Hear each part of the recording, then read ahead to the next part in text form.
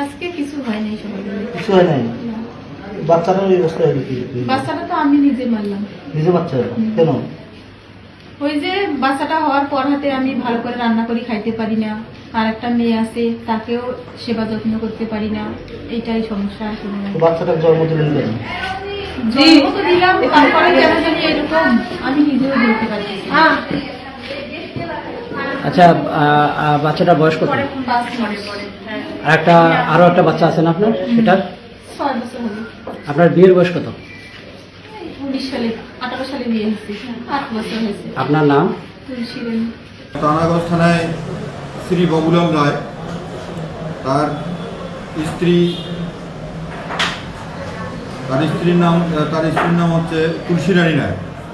ওই ভদ্রলোকের এই বাবুলাল রায়ের 2টি কন্যা সন্তান, একটা বছর 6 বছর আর একটা বাচ্চার বয়স হচ্ছে 6 মাস।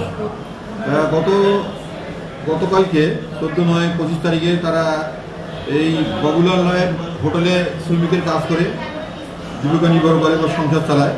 তো গত 14/9 তারিখে এই বাবুলাল হোটেলে কার্যক্রম শেষ করে, তার হোটেলে যেখানে হোটেলে সে কাজ করে শেষ করে বাসায় যায়। বাসায় গিয়ে তারা রাতে খাওয়া দাওয়া করে 11:30 দিকে ঘুমিয়ে পড়ে। ভোর 6টার দিকে বাচ্চার কান্নাকাটি শুনে, এই যে তার ছোটো বাচ্চা জুহি রানী, ছোটো বাচ্চার নাম হচ্ছে জুহি রানী, বয়স 6 মাস। এই বাচ্চার কান্নাকাটি শুনে এরা ঘুম থেকে টের পাইলে বাবুলাল রায় ঘুম থেকে জেগে তার স্ত্রী তুলসী রানীকে বলে যে বাচ্চা মনে হয় দুধ খাবে, বাচ্চাকে তুমি দুধ খাও, এই কথা বলে সে ঘর থেকে বাইর হয়ে যায়। একটু পরে সে বাইরে থেকে তার ন্যাচারাল কল হয়তো সেটা করে যখন বাড়ি ফেরত আসে দেখে যে জুহি রানী তার বাচ্চার গলা কাটা অবস্থায় রক্ত ঝরতেছে। এই অবস্থায় বাচ্চা তার দিকে ছুরি মেরে ফেলে, তোমার বাচ্চা তুমি নাও, আমি পারবো না, তোমার বাচ্চা তুমি মানুষ করো। পরে দেখে তার গলা কাটা। পরে সে জানতে পারে যে ঘরের মধ্যেই ছুরি দিয়ে বাচ্চাটার গলা কেটে রক্তাক্ত করে এবং বাইরে এসে তার স্বামীর দিকে, এই বাবুলালের দিকে, মামলার যে বাড়ি তার দিকে ছুড়ে দেয়।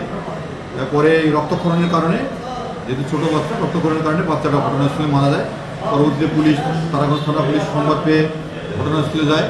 ঘটনাস্থলে গিয়ে বাচ্চার লাশের সুরধাল